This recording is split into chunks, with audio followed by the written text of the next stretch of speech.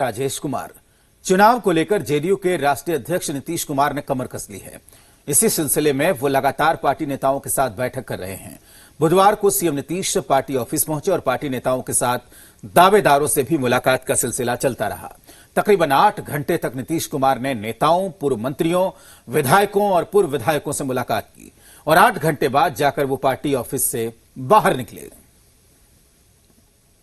8 घंटे तक जेडीयू कार्यालय में रहने के बाद मुख्यमंत्री नीतीश कुमार अब निकल रहे हैं और इस दौरान उन्होंने तमाम जो कार्यकर्ता हैं, लगभग 300 लोग जो मिलने वाले थे, जो टिकट की चाहने वाले थे, उनसे मुलाकात की है और जो बाकी लोग बचे हैं वो अब खड़े हैं। बारिश के बीच में ये लोग मुख्यमंत्री से मिलना चाहते हैं और मुख्यमंत्री अब निकलने वाले हैं, निकल रहे हैं और देखिए कि मुख्यमंत्री इनसे मुलाकात करते हैं क्योंकि ये लोग भीगते हुए मुख्यमंत्री से मिलने के लिए, क्योंकि टिकट की चाह है सबकी। जो मुख्यमंत्री के साथ विधानसभा अध्यक्ष हैं विजय चौधरी, अशोक जो चौधरी हैं वो मंत्री हैं और साथ ही संजय झा जो जल संसाधन मंत्री हैं, ये तमाम नेता हैं। साथ ही उनके सिक्योरिटी जो है सिक्योरिटी है और मुख्यमंत्री सबसे मिल रहे हैं, अभिवादन कर रहे हैं। तो ये कह सकते हैं कि इतनी देर तक मुलाकात की है और उसके बाद अब जो लोग बचे हैं उनसे बाहर ही मिल रहे हैं और साफ तौर पे और कुछ आश्वासन दे रहे हैं और उसके बाद अपनी गाड़ी में बैठने की ओर मुख्यमंत्री अब ये कह सकते हैं कि 8 घंटे तक जदयू कार्यालय में रहने के बाद जो है मुख्यमंत्री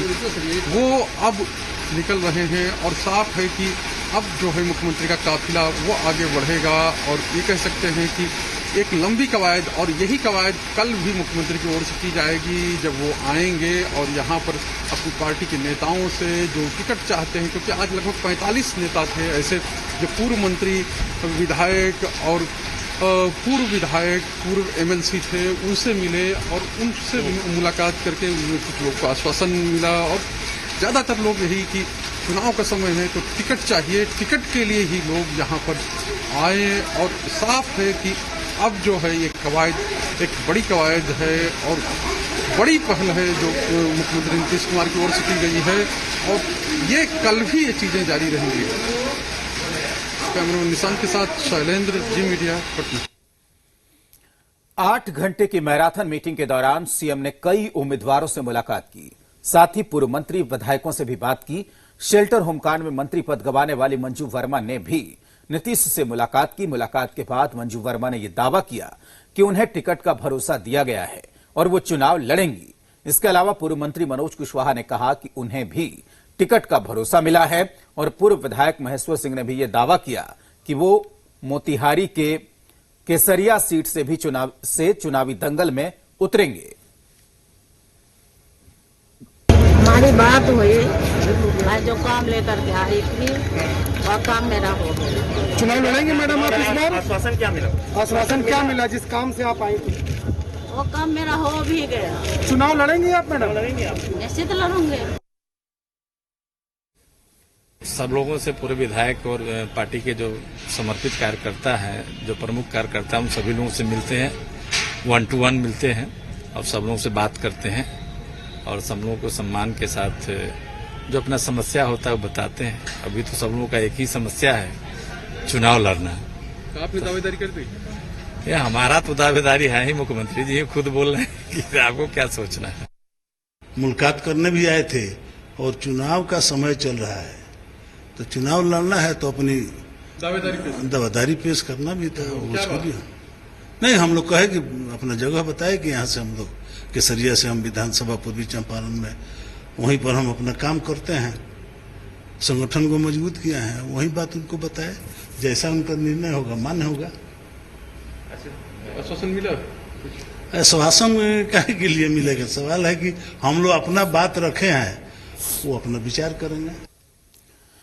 एलजेपी अध्यक्ष भले नीतीश कुमार से आर पार की लड़ाई के मूड में हो, लेकिन नीतीश कुमार उन्हें ज्यादा भाव देने के मूड में नहीं है। बुधवार को मैराथन मीटिंग के बाद सीएम जब पार्टी ऑफिस से निकले तो मीडिया ने उनसे चिराग के मसले पर सवाल पूछ लिया। इसका जवाब सीएम ने महज 4 शब्दों में दिया। जवाब था, कोई खास बात नहीं है। जाहिर है नीतीश ये दिखाना चाहते हैं कि चिराग पासवान भले ही अपने तेवर कितने ही तल्ख रखे, उनसे नीतीश पर कोई असर नहीं पड़ने वाला। आपको बता दें कि चिराग पासवान ने हाल के दिनों में सीएम नीतीश कुमार पर हमले का एक भी मौका नहीं छोड़ा। इतना ही नहीं, चिराग पासवान ने कहा कि नीतीश ने 15 सालों में बहुत बेहतर काम नहीं किया है। वे महागठबंधन के एजेंडे पर काम कर रहे हैं। चिराग पासवान ने ये संकेत दिए कि वो बिहार की 143 सीटों पर अपने उम्मीदवार उतार सकते हैं। सर, एनडीए में सब कुछ ठीक है सर, क्योंकि चिराग पासवान को लेकर कई तरीके की चर्चाएं हो रही हैं। सर, एनडीए में सब कुछ ठीक है सर, क्योंकि चिराग पासवान को लेकर कई तरीके की चर्चाएं हो रही हैं। और इस वक्त जी बिहार झारखंड के पॉलिटिकल एडिटर बिहार शैलेंद्र हमारे साथ जुड़े हुए हैं। शैलेंद्र जी, राजनीति की एक अपनी अलग भाषा होती है, एक अलग संकेत होते हैं, इसमें कोई खास बात नहीं है, इसके क्या मतलब हैं, क्या सियासी मायने हैं? देखिए, साफ तौर पर राजेश की जिस तरह का मुख्यमंत्री ने बैठक की और उसके बाद जिस तरह से उन्होंने इस सवाल के जवाब में बोला, जब हम लोगों ने बात करने की कोशिश की कि आखिर वो क्या कहना चाहते हैं, क्योंकि लगातार हमला जो है एलजेपी की ओर से किया जा रहा है, जो बिहार सरकार है या कहें कि जेडीयू पे, खास करके उसके कामकाज पे और जो काम का है या जो उसके कोर इशूज हैं, जो कोर चीजें हैं, उन पे हमला किया जा रहा है। और उसको लेकर जब सवाल किया गया तो जाहिर सी बात है कि मुख्यमंत्री बिल्कुल इस मूड में नहीं थे कि कोई भाव दिया जाए, जैसा कि आपने पहले कहा। साफ तौर पर उनका कोई खास बात नहीं है। तो ये इससे समझा जा सकता है कि कितनी अहमियत, एक तरह से कहें कि जो चिराग पासवान या कहें कि एलजेपी की ओर से जो पत्र लिखे जा रहे हैं उनको लेकर देते हैं। हालांकि इससे पहले हम आपको बताना चाहेंगे किस तरह से जो बीजेपी के नेता हैं, कृषि मंत्री हैं प्रेम कुमार, उन्होंने कहा था कि चिराग पासवान को अगर कोई बात करनी है, गठबंधन धर्म को पालन करते हुए आपस में बैठ के बात करनी चाहिए और अगर कोई उनके इशूज हैं तो वो हल होनी चाहिए और उस पर बात होनी चाहिए। लेकिन इसके बावजूद लगातार चूंकि ये सिलसिला चलता रहा है और चिराग पासवान ही नहीं, उनकी पार्टी के जितने नेता हैं, जो कहे कि प्रवक्ता से लेकर और जो भी नेता, वो लगातार बिहार सरकार और उसके कामों पर हमला करते रहे। और एक विशेष बात है कि वो बीजेपी को अपना सहयोगी बताते रहे हैं, तो जदयू की ओर से भी कहा जाता रहा कि नहीं, हमारा गठबंधन भाजपा के साथ है, भाजपा के साथ वो है, तो हमारा उनका डायरेक्ट कोई संबंध नहीं है। और बिल्कुल शैलेंद्र जी, बहुत शुक्रिया आपका पूरी जानकारी के लिए। तो सियासत की अलग शब्दावली होती है और फिलहाल इस बयान का मतलब यही है कि तवज्जो देने के मूड में नीतीश कुमार नजर नहीं आ रहे हैं।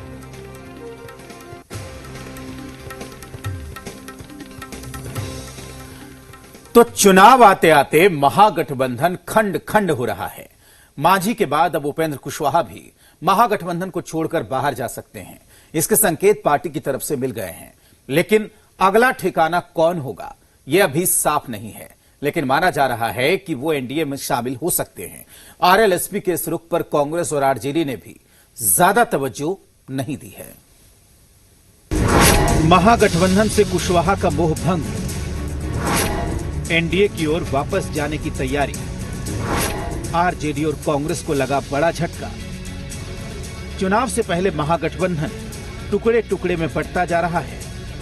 पहले मांझी ने महागठबंधन की किस्ती से उतरने का फैसला किया, अब कुशवाहा ने भी किनारे आने का मन बना लिया है। जो बातें हो जानी चाहिए थी अभी तक वो बातें नहीं हो पाई है, तो निश्चित रूप से बिहार की जनता में गलत मैसेज जा रहा है। अब वक्त नहीं बचा है, बहुत कम दिन बचे हुए हैं और हो सकता है 2 से 4 दिन में आचार संहिता भी लागू हो जाए और अभी तक जो बातचीत होनी थी वो नहीं हो पाई। हम लोग बहुत अपमानित महसूस कर रहे हैं इस चीज को लेके कि भाई कि बार बार हम लोग की डिमांड थी कि समय रहते सब कुछ कर लें और वो नहीं हो पाया है। अब कुशवाहा जी आना चाहते हैं तो उनकी बात को हम क्यों कहें, हम तो उनकी बात को कुछ नहीं कर सकते हैं। जब हम लोग साथ थे तो हमारे साथ थे, हमारी भाषा बोल रहे थे, आज भी हमारी भाषा बोल रहे हैं कि महागठबंधन में जब भी कुछ तय हो तो सभी लोगों के घटक दलों के राय लेकर के हो। तो ये राय तो राजद के लोग मानने को तैयार नहीं है। खबरें तो ये आ रही हैं कि बीजेपी के न्योते पर कुशवाहा फिर से एनडीए के जहाज पर सवार होंगे और इसका ऐलान जल्द ही कर दिया जाएगा। तो वहीं आरजेडी और कांग्रेस ने भी कुशवाहा को मनाने की कोशिश नहीं की। कोई अगर चले जाएगा तो हम बंद करके तो नहीं रख सकते हैं, लेकिन हमारे पास नेता है, नीति है और हमारी नीयत ठीक है। हम सबका सम्मान करते हैं, सबको वाजिब हक मिलेगा, लेकिन सब लोगों से ये भी निवेदन है कि बेवजह का कोई प्रेशर पॉलिटिक्स भी ना करे। हमारे साथ महागठबंधन में जो हमारे साथी हैं, आरएलएसपी हों या फिर सहनी जी की पार्टी हो, निर्णय तो कोई भी ले सकता है जहां जिसको सूट करे, लेकिन हम ये बताएं कि जो विरोधी दल जितने हम लोग हैं वो संप्रदायवाद के खिलाफ होके एकजुट हुए हैं और हमको उम्मीद है कि आगे भी हम लोग सब एकजुट होकर लड़ाई करेंगे। तेजस्वी यादव जो राजनीति में अपरिपक्व हैं, अदूरदर्शित हैं और इसके प्रति नॉन सीरियस है, इनके साथ इनके गठबंधन के जो भी घटक दल हैं और जो भी सीनियर नेता है अपने आप को असहज महसूस कर रहे हैं। महागठबंधन के लिए मांझी के बाद कुशवाहा का जाना बड़ा झटका हो सकता है, क्योंकि सवाल सहयोगियों को ना संभाल पाने का उठेगा और निशाने पर तेजस्वी होंगे। लेकिन ऐसा ही सवाल एनडीए में भी उठेगा कि नीतीश के साथ कुशवाहा कैसे एडजस्ट करेंगे।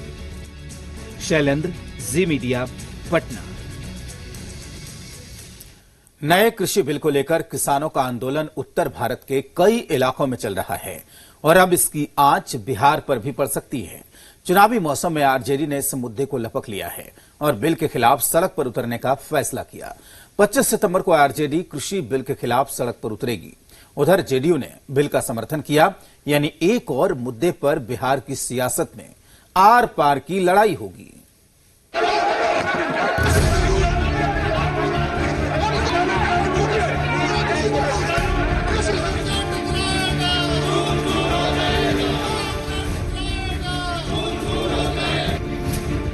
संसद के बाद सड़क पर कृषि बिल की लड़ाई। कृषि बिल के खिलाफ सड़क पर उतरेगा आरजेडी। एनडीए ने कहा नए बिल से किसानों को फायदा। नए कृषि बिल को लेकर संसद से शुरू हुई लड़ाई सड़कों पर जारी है। उत्तर भारत में किसानों ने आंदोलन छेड़ रखा है, तो बिहार के चुनावी मौसम में इस मुद्दे को उठाने की कोशिश शुरू हो गई है। आरजेडी ने नए कृषि बिल के खिलाफ सड़क पर उतरने का ऐलान कर दिया है। हम बिहार के माननीय मुख्यमंत्री नीतीश कुमार जी से पूछना चाहते हैं कि एपीएमसी को रद्द करने का क्या नुकसान हुआ है या क्या फायदा हुआ है, ये आप बताइए। मैं यही सरकार से मांग करता हूं कि इस विधेयक को, जो किसान विरोधी है, इसको जल्द से जल्द वापस लिया जाए और 25 तारीख को हम लोगों ने तो संसद में लगातार जो है विरोध किया ही है, सड़क पर भी हम लोग इसका विरोध प्रदर्शन आने वाले 25 तारीख को हम लोग करने का काम करेंगे। प्रधानमंत्री आदरणीय नरेंद्र मोदी जी ने जो बिल लाया, ये राष्ट्र के किसानों के हित में सभी तरह से इसको ठोक बजा के देखा गया, तो ये किसानों के हित में है। नए कृषि बिल के खिलाफ उत्तर भारत में किसान सड़क पर उतरे हुए हैं। किसानों की भारी नाराजगी को देखते हुए बिल के समर्थन में खुद पीएम ने कमान संभाल रखी है। लेकिन इस बिल का असर बिहार की राजनीति पर होगा या नहीं, ये बड़ी बात है। मोदी जी बिना कोई विचार किए हुए इस तरह का बिल लाए हैं जो किसानों की अनदेखी करता है। एक तरफ तो भारत सरकार और प्रधानमंत्री जी बात करते थे कि 2022 तक किसानों का आमदनी दुगना करेंगे, लेकिन ये तो किसान को और आत्महत्या करने पर मजबूर कर रहे हैं। ये उसी तरह भड़काए जा रहे हैं जब कांग्रेस के राज्य में कंप्यूटर आया था, पूरा देश आंदोलित था, लोग भूखे मर जाएंगे, उसी तरह किसानों को भी भड़काया जा रहा है। वैसे बिहार में साल 2006 में ही सीएम नीतीश कुमार ने एपीएमसी एक्ट को रद्द कर दिया था, तो क्या इससे किसानों को फायदा मिला? क्या उनकी इनकम में बढ़ोतरी हुई? ये बड़ा सवाल है और अब इसी सवाल के इर्द गिर्द राजनीति का पहिया घूमने वाला है। दिल्ली से नेहा के साथ नवजीत, जी मीडिया, पटना। वक्त एक छोटे से ब्रेक का है, जल्द लौट